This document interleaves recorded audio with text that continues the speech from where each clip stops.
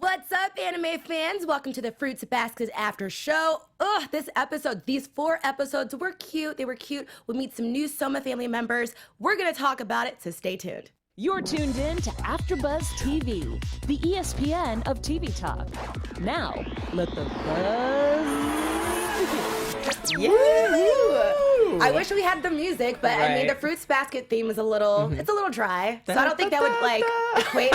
It's like soap opera theme, so I don't think that would equate to the energy we need. It's okay. But yeah, what's up, guys? Welcome to the Fruits Basket After Show. I'm Jaimi Gray, and I'm here with my lovely panelist. What's up, everyone? It's Ollie Dreamer. We're not accompanied by Carrie and we miss you guys. Veronica. They're at Coachella. Just kidding. They didn't get tickets for us. We're a little upset about it, but we'll see them next week and we'll talk about it. Exactly. Just kidding. They couldn't make it today, but they'll be back next week. Yeah. But I don't think we'll be here. We're just gonna swap it out. Taking turns. That's what we do here at AfterBuzz. Exactly.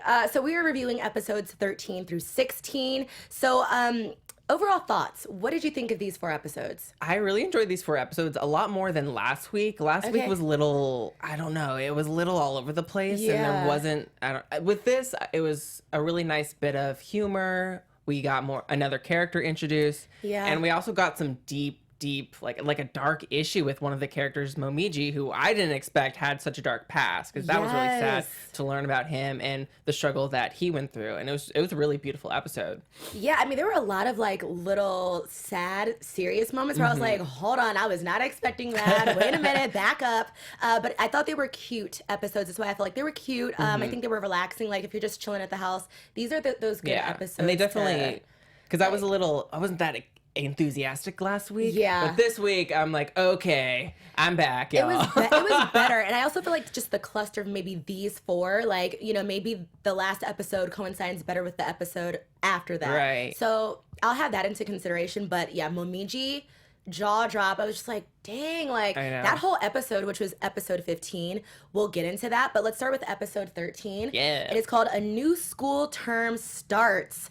So spring is in bloom in this episode and literally in real life. Yeah. But I think it's cute. So I want to kind of talk about some funny, cute moments too. So when there was a lot in this episode. There were a lot. Like Yuki, okay, he's of course like the heartthrob of this class. Right. But I think it's so funny when the girl's like looking for one of her belongings and she's just like, she's just like, here's my social security, here's my blood pressure, my blood type, everything, my credit score. She's giving him everything, and I just thought it was hilarious. And that all the girls after her were doing the same thing. So yeah.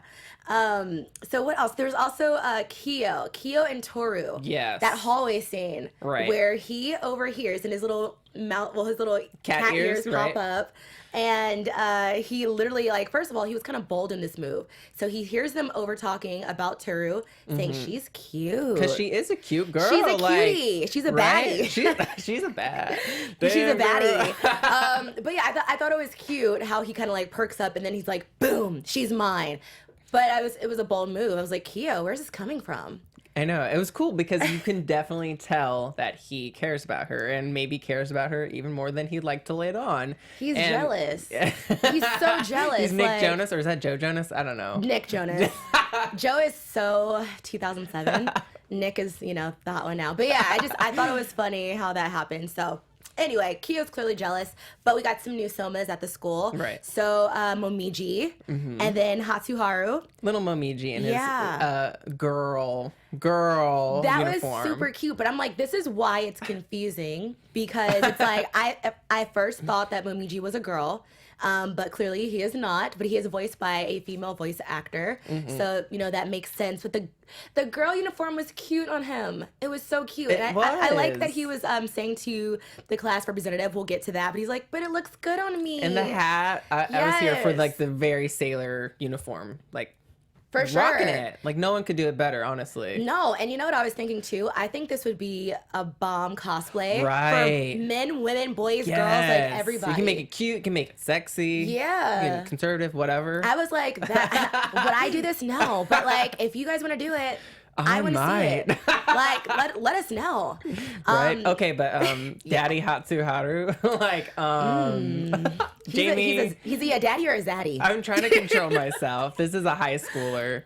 It's okay though, because like I said, I was like, it's okay to have crushes on anime characters because at the end of the day, they're paper. Right. Like for me in DBZ, you guys know, or you probably know by now, Vegeta is Bae, he's husband. I am Bulma in my head, so you know it's okay. Yeah, and you're right because this is like what 2001. I was like what 10 back in the day then. Yeah, it's so okay. It's It was fine. harmless. It's fine. It's okay. It's okay, little Ollie. Cough. But also just some side eye moments. So Hatsuharu and Makoto. This is when I want to kind of go over this moment. Right. So basically, Hatsuharu is mad at Makoto. This is Makoto Makai. He is a student council representative. What does he remind you of? He reminds me of Tenya from My Hero Academia. Oh my gosh, The class he representative? does. He does. He also reminded me of because I don't think we saw his eyes. He reminded me of what's his face from Sailor Moon, squiggly glasses. Oh, I know who you're talking about. But he was a lot more enjoyable than Makoto. Yes, he's almost. Yeah, I know who you're talking about. If you guys know who we're talking about, put it in the live chat. The name all the Sailor escapes Moon. me. It's gonna. I feel like in the dubbed it's like Nigel or something. Yeah, it was so some whitewashed. dorky. Yeah, some dorky name. I'm sorry, Sailor Moon is still Serena to me. Okay, just Sorry, putting that on Soggy. that. Okay, but so back to Hatsuharu and Makoto. So Makoto was talking about this dress code. I used to hate dress codes in school, but I think it's cute where Momiji's like, this is what I want to wear, and then Hatsuharu's like standing up for him, and then he's beating him up, which is like, this is dramatic, but I love it. I love the whole scene. Yes, and I loved when they talked about Black Haru and how Yes. like we're seeing this is kind of like the Black Haru because he is black and white, Yeah. so the dark side of I don't know, but How it was your hair like this? It was interesting. It's like he cares about his family, his friends. He's Yeah. gonna stand up for them. He's like, oh, don't mess with them, mess with me. And Yeah, especially, I mean, since, you know, Yuki and Ki are not stepping in, but Right. it's like, now it shows a lot about Hatsuharu's character.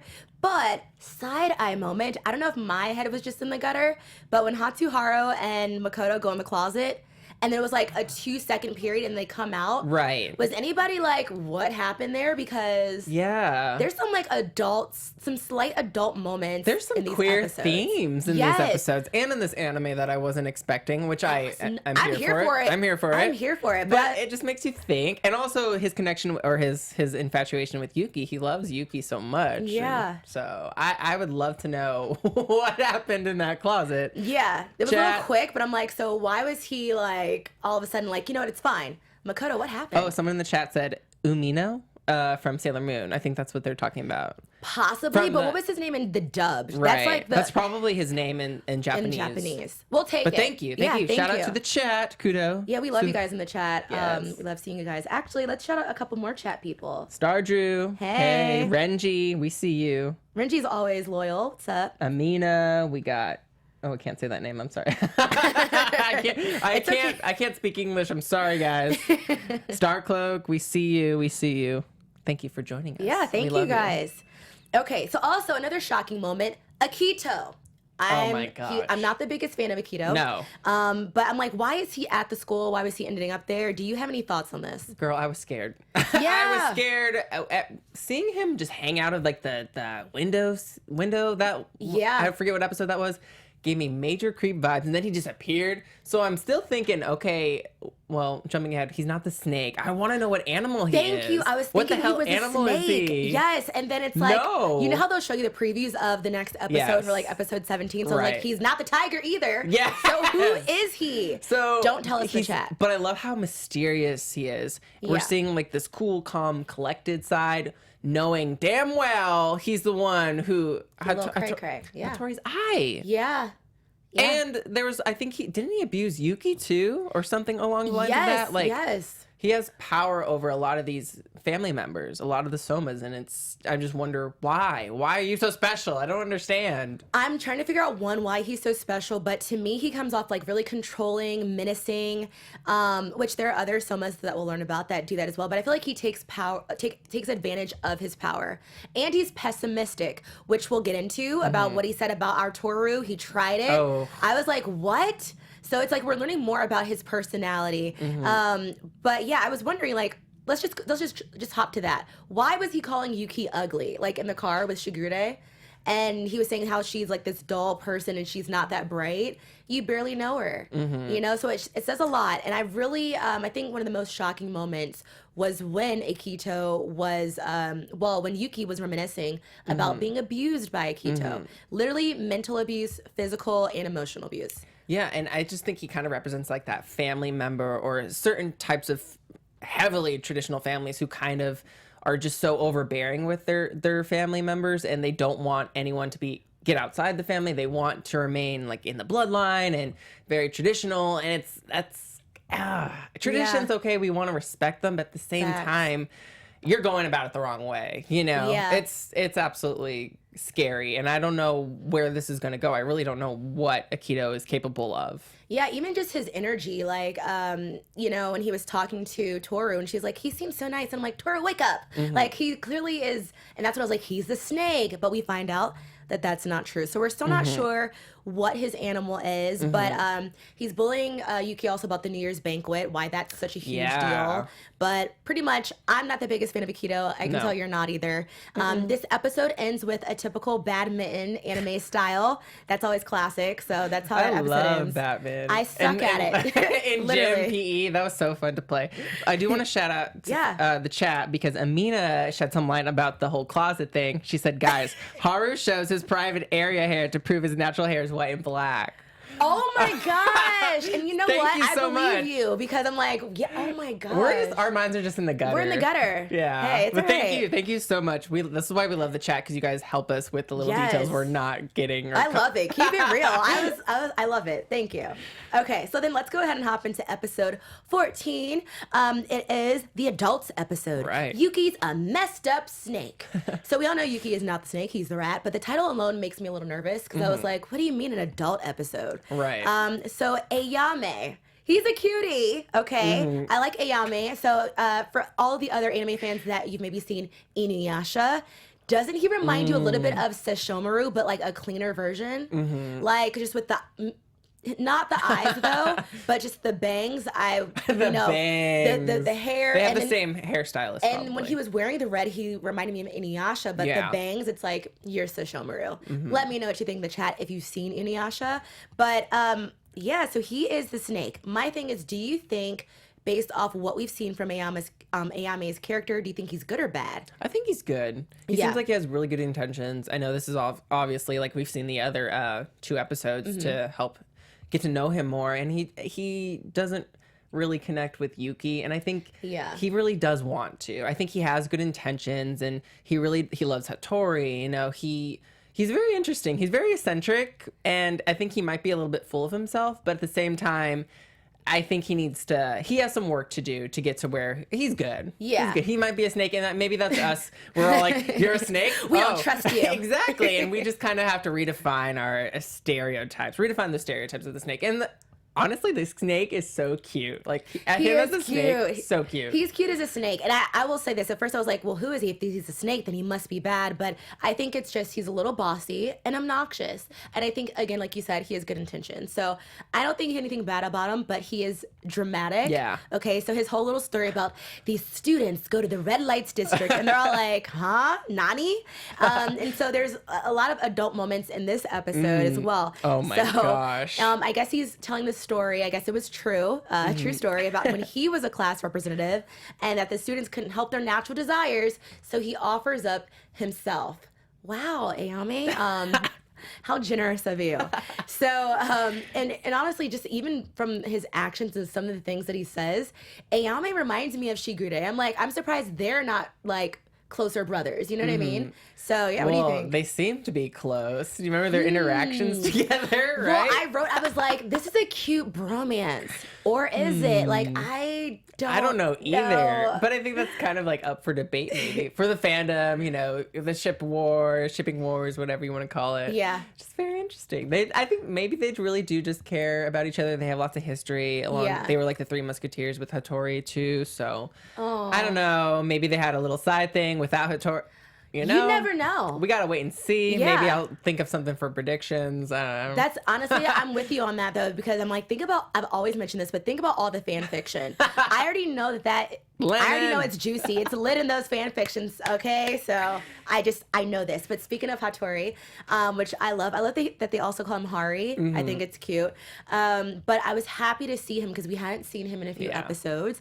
And he was one of my favorites just from his introduction. I like his character. His story, like, got me in my feelings. And I just really want to see him and Kana back together. Right. That's my ultimate goal. I don't care. I honestly don't care about the other relationships. Like, the other ships, like Tohru and Yuki and Kyo. I'm like, I just want to see them. Exactly. You make a good point because that for sure is it was an actual relationship. They were together, whereas everyone's kind of like, just like shipping Tohru with whoever, or vice X. A, B, Z, Y, whatever. I can't do my ABCs. Now you know your ABCs. But yeah, that was pretty much the only authentic relationship we've seen so far. Yeah, that's true. And then we also learned that Ayame takes a liking to Hattori because he listens and he tells it like it is. We all need that friend, right? No yes people. We need people that keep it real.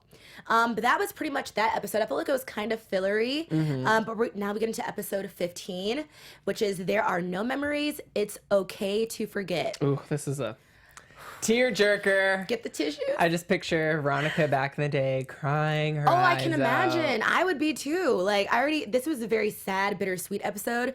And it was like, double packed because it was not even just Momiji, but it was also Tohru. So we get a glimpse about Tohru's mom. And at first it's like, she seems, of course, like this sweet angelic angel that Tohru mentions, but it's like she was kind of a badass too. Right. She was part of a gang member, gang, and she was also Goon Squad. I was like, okay, squad. And she like was recruiting members, like her friends.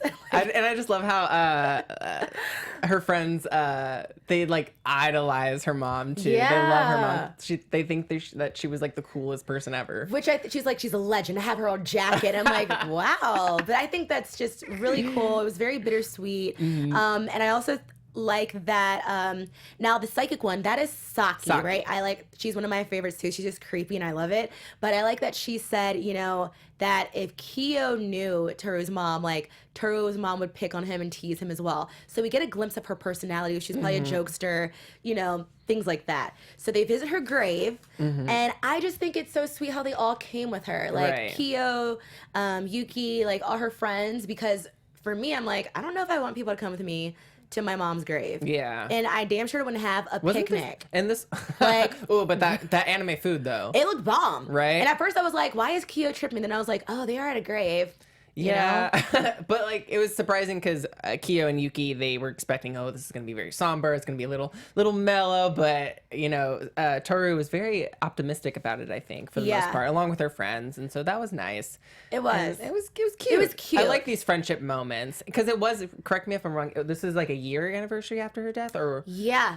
It was only a year. And I think that Tohru, it just shows how strong of a person she is. She's always smiling, but I mean, it's only been a year since your mom passed and you're smiling, you're happy-go-lucky, you got kicked out of your granddad's house, or you were kind of, you wanted to leave, they pressured you out, we don't like her family. But it's like, you went through all of that and you're still smiling. I'm glad that she has good people. Right. And maybe I just need some friends like her, like, take me to a grave. Yeah, I absolutely love Saki. Also, I love when Saki's hair's down. She just looks, she's another baddie. Don't come for her. Yeah. Absolutely. And she mentioned something about, I remember she was talking to Arisa, right? The Genki, or what? Or they call her Uo, whichever. Yeah. People, these Japanese, and it's too much. It's too much. We love him. But Saki brought up the point of there's like dark clouds. Yeah. Something about dark clouds within Yuki and Kyo, and they can't. She's worried about that affecting Tohru, I believe, and I just want to explore those dark clouds and what that can mean. And obviously, those dark clouds are kind of shielding them away from just a further connection between them and Tohru. So I'm just very curious. Saki just has lots of wisdom and knowledge that I really want to know more about. Same, and she picks up on everything, and she said something that I thought was really interesting. She's like, I don't want Yuki or Kyo with Tohru because she's like, just their energy. I'm all about vibes. I'm like, if I don't see a vibe I like, I'm like, no. And she's like, my Tohru. She says my Tohru. I was like, all right, she's a little cute. possessive. But I mean, I think it's interesting. And I also think, I'm like, I don't know if either of them will ever get together. Kyo, Yuki, and Tohru. I don't think that'll happen. I think we hope for it, but it's up in the air. I'm just waiting for my Saki episode dedicated to her because I'm wondering, she just interests me so much because I wonder, because she is psychic and picks up on so many things and knows so much, maybe that kind of like makes her kind of like this very monotone person because she knows so much. So it kind of lessens her personality. So I'm just wondering, like, she's such a cool character. I'd love to have an episode that really explores her. For sure. And she also talked the most this episode, I felt like, too. I mean, she could be really somber, low-key depressing. I was like, oh my gosh, I'm really sad now. Like, not even just with, Tohru's situation, but yeah. So when Tohru was like, maybe I should have brought Shigure, I'm like, please don't bring Shigure to your mom's grave. Like, your mom will literally be rolling over. She doesn't know. But she was a little salty about that. And when we find out in the next episode, he's like, you should have invited me. But he'll be okay. Now, Momiji. Oh my gosh. So I think for me, I was able to take Momiji a little bit more seriously this episode too, because we kind of saw him as more of a younger character. So when we learn about Momiji's mom, who was confused at first? I was confused at first when he's talking about his mom. 2 seconds later, she pops up, and then she's saying, "Oh, your mother," and I'm like, okay, wait a minute, what? But they break it down for us. So from what I understand, and let me know what you think about this, but Momiji does have a mom. He does have a little sister. Yeah. The woman and the little girl that we saw are his family, but I guess Momiji's mother just didn't like the fact that she birthed someone like Momiji. Yeah. And she felt, I guess, disgusting, so she wanted no parts. She wanted her memory erased. And that's why, he's no longer close to her. So he kind of keeps his eye on her. Yeah. And that's why he didn't want to be seen. That's sad. Like, oh my God, it's too much. It's wild just knowing that your mom, you have a mom. Oh my God. But your mom doesn't know, has no recollection. I can't talk. Recollection. She doesn't know who you are and doesn't know that she has a son for all of your entire life because she just didn't want you and it's her at choice. all. That's horrible. And you have your sister Momo who exactly doesn't know they look like each other, They do. They have so many similarities and there's just this wall that's forever going to be there. But it was just such a beautiful moment for Momiji saying that, even if these memories hurt me, if they cause me such great pain, it doesn't matter. Like, I want them because this sadness that helped me grow, and it makes me such a stronger person, and I need these memories. And I think Tohru can really relate to that. Yeah. And it's sad seeing Tohru see Momiji with his mom, and she's alive, but he doesn't actually have his mom. And I wonder, like, was there any embarrassment too? Like, where he's like, oh dang, she sees my family, and I get it. I think he's 14. But it's like, as he, if he were to, of course, grow older, I'm like, wouldn't you grow more resentment? I just personally, no matter what age, I don't think I could do that. Maybe for the first few years. So we don't know. Did they state how long it had been since she lost her memory? I'm not sure. But they showed Momiji kind of like looking in on the mind wipe, I remember. And he looked like a little younger. Like 5, maybe. I don't know. Yeah. So we don't know exactly how long it's been. Probably before Momo was born, for sure. Probably. Okay, because I was also wondering, I was like, would Momo recognize him, or would she just feel something? And is she also maybe a long lost member of the Sohma family? Like, we don't know. We don't know. All we know is that she's not one of the Zodiacs. Right. We know she's not one of the Zodiacs. But it's like, who is she? Like, who is his family? How do they come to be? Yeah. And I remember Momiji did say something along the lines of like, mothers. There is a possibility that mothers can like abandon their child if they are a part of the Zodiac. I remember recalling him saying that. And he also said that members of the Zodiac are born 2 months premature, which I thought was also really interesting. Yeah. So it just sucks that she started to despise him. But he was mentioning his papa. So I'm like, who is his dad? Yeah. How does he feel about all of this? And how does he fit in? Like, who does he also like? And is Momo his child as well? How does that? That's so weird. Yeah. And maybe that's because Momiji, so many Momos, doesn't live with his papa, maybe. So maybe that's why it's easier for those three to kind of live their actual life without Momiji, so that's sad too. It just sucks, and I feel so bad for him. But I mean, maybe like Tohru, he can find his new family with the Sohmas, and within Tohru, like his own sister. But yeah, what do you guys think of the live chat? Let's take a look at what you guys have to say. So many tears from Starcloak. Yeah, Momiji's story was so sad. Yes, Amina, it was. Oh my gosh. That was so sad. Poor little rabbit. When the rabbit was crying. Yeah. And Tohru embraced him and turned into a rabbit and he was crying. The bunny's so cute. Momiji is a bunny. I love it so much. I love it too. Oh my gosh. Renji says, I think he was young in the flashback. Isn't Momo his half sibling? Oh. So possibly, but it's like, who's your daddy? Like, whose daddy is who? Who's Momiji's daddy? Who's Momo's daddy? That might make more sense. Yeah. I think. But again, no spoilers. Right. No spoilers. Okay, well, last episode is episode 16. If we've 3, then we don't need to fear Jason. All right. Jason. So first of all, I just have to say this. Again, Shigure is creepy. He's so cringy.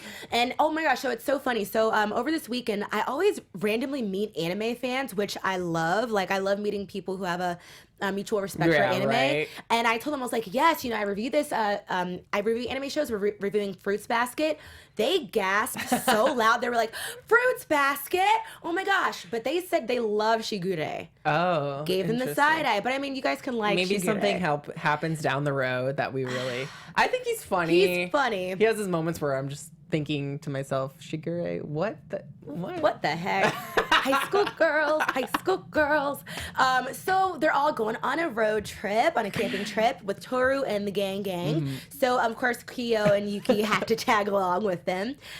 So this one was more of like of course a filler episode. So it's cute, you know what I mean? I think it was like one of my least favorites from this bunch. Probably Same. It was my least favorite, but it makes sense to have one. We love our comic relief. It makes sense to have this, kind of quote unquote filler episode after such a heavy, we sad had to recover. episode. Exactly. We had to recover. I was like, just give me a second and I'll be back. Like watching this as it was airing, could you imagine just a week after that being so sad and then to obviously come to this episode and be really happy. Everyone's happy and it's running from bears, Yeah. So then we can talk about like the happy moments. So I thought like one of the cute moments where I was like, oh my gosh, come on. So when Tohru is falling, like they're in the forest and then Kyo and Yuki go to reach after her and I'm like, you're going to change back into your animal form so she could still hurt herself, but it's anime. She's fine. Yeah. Were there any cute moments that you liked or, did you think anything of that particular moment? Well, for that moment, I remember one, it was cute because obviously It was this cute. cute little rat, and I think he was with other rats. That was something like, where did these rats come from? Then obviously Kyo's a cat. They're all cute. Okay, Yeah. I just need to say it just to remind you guys to draw emphasis. But I what stood out to me in that moment was Yuki admitting to, and I think Kyo said something too, but Yuki especially admitted to Tohru in that moment that they really do, or he really feels comfortable and opening up to Tohru in that moment. Yeah. And so it was nice that they were kind of back to their old selves, as Tohru's did say. So it was cute. Yeah, it was just very cute. sweet. Yeah, that's like, just cute. It was very sweet. And also I love that Hattori joined along too. I think he just needs to. Like, you don't see a lot of him, and I want him to Right. get out of that office space or, whatever he does. I just want him to be free, and I thought it was nice. But I thought it was interesting that Kyo noticed Hattori taking a nap. I first thought, like, when Tohru asked Hattori a question, that he was ignoring her. And I was like, dang, Hattori. Then they see that he's, of course, just taking a nap. I did also agree with Kyo. I thought it was weird that he was taking a nap in front of other people.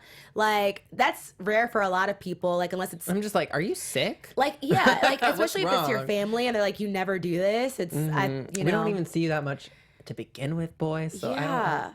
He's probably depressed. He's like, a dragon. When he is a dragon, he's a seahorse. It's just disappointing. It's a hard knock life. I just feel for him. I think that's what it was. And he's probably like, why did I go camping? Like, why did I do this? But he's still reminiscing about Kana. And then Ayame, he also mentioned Kana. Right. I was not expecting his response. He almost shares the same views, it seems, as Akito. He's blaming Kana for Hattori's unhappiness, where he's saying, if it wasn't for her, you'd still be happy. And I'm like, that's a little backwards. I think that kind of made Hattori happy. Right. It's just he feels depressed because now he is no longer you know, Yeah. he no longer has her by his side. It's like, why are you so mad at Kana when she was the one who brought Hattori so much happiness? I don't get it. It's just, you guys are so, the Sohmas, how dare you be so judgmental about anyone outside the family? Yeah. You know? Like, when really that person could bring so much happiness to your loved one, that Sohma member of the family. So it's really frustrating to know that. And I know obviously they have the best interests of, you know, Hattori, but still side eye. They care about him for sure, especially Ayame. Yeah, and I think also Ayame just likes to keep people to himself. You know, kind of like Tohru's friends are. I think Ayame just wants Shigure, like, and he doesn't not Shigure, but Hattori to be like happy and, you know. And he definitely doesn't want to admit that too. Yeah. He's a little he's just full of himself, like I said. Yeah. Just ridiculous. But I was really excited to see him in this episode. Yeah, but and also Hattori mentioned it's almost as if he was trying to convince himself, and he's like, me and Kana are over, that's in the past. I don't believe that. I don't want that. I want them to be together. Well, she got married, right? She got remarried. That was a little disheartening to hear. But I mean, marriages, you know, they don't always last. I know that's awful, but the way this whole show is looking, I'm like, we still don't really know what's gonna happen. Right. But I'm hoping that we get a couple happy moments. So we shall see. But pretty much just to end off this episode, again, I think Ayame is bossy. And I thought it was funny how he's like, Yuki, I'm your older brother. Do what I tell you. And then they just start fighting. I thought that was funny. And then Tohru accidentally turns Ayame into a snake, which is adorable. He's just like squiggling in the air. But Yuki then threw his snake ass into the lake. It was great. So that's why I'm like, these episodes were cute. 16 was our least favorite, but I think 15 was definitely like the heart wrencher, the tear jerker. So let us know what you guys think about maybe each episode as a whole. Give us your opinion. But those wrap up those episodes. It's time for some news and gossip. Let's get into it. All right, you guys, I think you'll be really excited about this. So Crunchyroll is announcing their next movie. It's called The Saga of Tanya the Evil. Okay, so this is the next Crunchyroll film that is with Fathom Events. So this is pretty dope. The tickets will be available. Actually, they're available now. Nice. So if you want to see this movie, it is actually the sequel. So maybe you've seen the original. If you haven't, get on that. I'm sure it's on Crunchyroll right now. But the tickets are available now, and it will hit theaters across 500 theaters across the country on May 16th. Okay, so make sure to mark your calendars for May 16th. If you're wondering, like, what is this film even about? So basically, it was originally released in Japan, so it got critical acclaim, and the film follows the life of Tanya as she continues her misadventures, avoiding death and being sent to hell while battling the forces of the Republic Army. All right, Tanya, she sounds like a badass. I haven't seen it, but I did watch the trailer. You can look at it probably on YouTube somewhere, but it looks dope. So definitely check that out. She looked like Cammy from My Hero a little bit. She did. And profile. she looked a little crazy too. So I'm like, if she's evil, like, I like a good thriller, like dramatic. And also, I love seeing anime movies in the actual movie theater. I remember seeing My Hero in the theater with all the anime fans. We were just being big nerds. It was awesome. Such a good experience. I actually love seeing anime movies in theaters too, because it's like, for me, you don't usually do this in theaters, but like, I'll be hooping and hollering at a certain point. People are in their cosplay. Yeah, like, you're just super into it because it's like a show. So I love that too. Yeah. But that is it for our news and gossip. But as far as that movie, again, looks pretty good, so make sure to check that out. Let's do our word of the day. Ooh. We have to do this in honor of Carrie. Yes, absolutely. So they were playing badminton in the first episode. So this one's pretty easy. This one is badminton. So badminton. I thought you said it was easy, Jaimi. That's not bad. It's almost like when I heard the pronunciation, it sounded French in a way. It does. Yeah, but it's so badminton is badminton. So badminton. Badminton? We did it. It's fine. Sounded like French or Italian. Yeah. That's or maybe I just have like a slight French accent. I don't know. But yeah. Thank you. So badminton, which I suck at. Ollie's good at it. No, you're way better than me. I was like, what? Yeah. So let's get into our predictions. Uh-oh. Yes. So again, not quite sure what's gonna happen. Right. But let's try. Dang it. Well, I'll give you one where you can maybe see like what you think about this. Right. Who do you think will tell Tohru that they like her first? Do you think it'll be Yuki or Kyo? Damn it. Because the thing is, like, I'm totally with Veronica. I love Kyo so much with the idea of that. Like I said, she doesn't have to end up with anyone, but I feel like the show is kind of pushing it more towards Yuki and Yuki and Tohru. Yeah. You think so? But then there's other characters that just love Yuki, so I just wonder, like, what's up with that? What's up with that? Like, Hatsuharu, like, when are you going to just make that move, boy? Like, Yeah. I do not know. What do you think? Sigh. Okay. I think that Kia will, but I think he's going to do it accidentally because he does a lot of things where he's like, what am I doing? Like, he kind of just goes up in arms about things, like, for no reason. Right. So I think he might like slip up and tell her or do it like by accident or where she overhears it. Okay. That's where I think because he's not bold enough, but that little bold hallway move that he did where he was like blocking Tanya from, blocking Tohru from like seeing or listening to those guys. I'm like, okay, this I could did really possibly. like that. I forget what it's called. Carrie says it's an anime trope. But I totally forgot. If she was here, she would say it. But I totally, I Maybe love that song. Carrie will tell us when we come back in like 2 weeks or so. But that's what I think about that. What about Momiji? Do you think anything's going to happen with Momiji? No, I actually don't think anything will happen. I think everything kind of I think his arc kind of was that. And I think that it meant something, though. It wasn't just, it was nothing. But I think there's so much more room for the other family members to come in. And I obviously got spoiled with the preview for next week. I was like, turn it off. So but, I don't know if I should say anything about that, but... If you want, go for it. Well, I'm sure people who are watching have already seen the anime. Yeah. So the tiger is coming up, and it's a female. I don't know. I immediately closed it as soon as it started playing. So, but I know it's a girl. The tiger is a girl, so that means Akito is not the tiger. So I'm thinking, okay, then who the hell is Akito now? We're running out. I need a checklist. That's what I need to do. I need a checklist of all the Chinese zodiacs. I'm trying to think of who we're missing. Rooster. The rooster. Who the heck's the rooster? I remember he was kind of chilling. Well, I literally thought that he was like the tiger because he was chilling on the windowsill. I'm like, don't tigers do that? In Chickens might. Maybe roosters do that. But he does make a lot of noise, and so do roosters, right? He's unpredictable, that's for sure. I'm like, okay, he could also, let's see, because there's like the ox, but that's the cow, which is which is Hatsuharu. We don't know who the monkey is. And we already know who the pig is, right? Yeah, I forgot her name. Kagura? I think so. And then what about the horse? Do we have the horse We do yet? not have a horse. Unless, okay. So literally all we have left is horse, the monkey. And we already have the sheep, right? We don't have a sheep. I don't think we have a sheep. This is hard because I'm like, you know what I'm doing? Because I'm trying to line up their personalities with their zodiac too, kind of like we do with our own like zodiacs. Shout out to all the Aries. But I don't know. Well, now I'm gonna predict that Akito's the horse now. Possibly, he just tramples over everybody. I don't know who else he would be. What? Or a sheep? A sheep? Possibly. Maybe like a wolf in sheep's clothing. I don't know if that has anything to do with it. Gosh darn it, Ollie. I don't know. That's a good one though. I will. I will use that as just like another strategy. It could possibly be that. But okay, one more. Okay, Momiji though. I'm wondering what will happen with him because we have to know who his dad is. Oh, okay. And then I'm wondering if Akito has, well, of course, he had something to do with his Momiji's mother losing her memory. I'm up in arms about it, but I'm hoping I'm just hoping that, Kana, Hattori, and Momiji's family, that something is resolved. Yeah. Because I'm like, are they just going to leave that out in the open? Or is this just like a sad soap opera and you just have to deal with it? Because it does bring up that question, where the heck is Momiji's dad in all of this? So there's that. And I want more Hatsuharu, personally. Yeah. That would be great. I love him. I love him so much.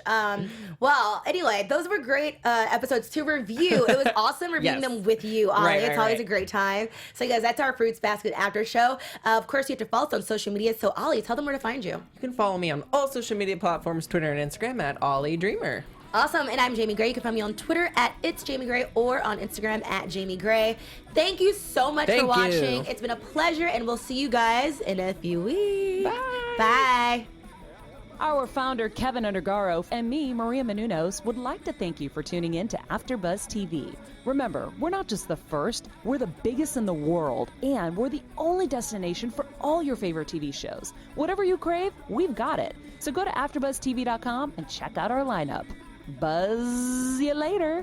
The views expressed herein are those of the hosts only and do not necessarily reflect the views of AfterBuzz TV or its owners or principals.